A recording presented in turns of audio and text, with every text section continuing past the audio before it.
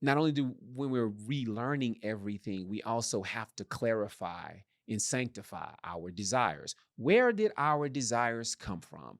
Even if something as simple and as clean as, you know what, when I grew up, I want to be a teacher. Why?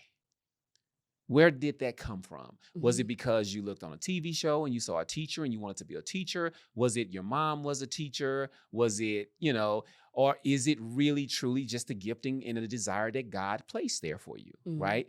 And all of us, it's important that we, especially when we're young and we're trying to go to college. I tell college students all the time, like, man, don't just look at what makes the most money or, like Mhm. really see, okay, God, what are the giftings you've given me? Yes. What is the design that you have for me here in this earth, Mhm. right? Fighting through the ideas and the different seeds that have been planted in our mind, trying to sift through them to Mhm. see what was of God and what was not of God, right? And I think that helps us to clarify our desires. Why do we want that house? Got you. It was that the house that was in Mhm. our mind because we used to watch the Brady Bunch, or because we used to Right. watch the Cosby Show, depending on how old you are, or because you used to watch Blackish, whatever it is, right?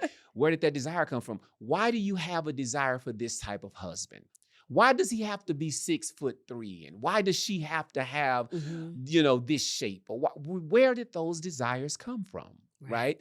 And by sifting through those, you can really tell, like, oh, wow, that's because these TV shows, imprinted those things in my mind. And so I Mhm. feel like my wife, my husband, my house, my car should look or be like this. And it's Got like, it. God is like, no, I have a plan for you.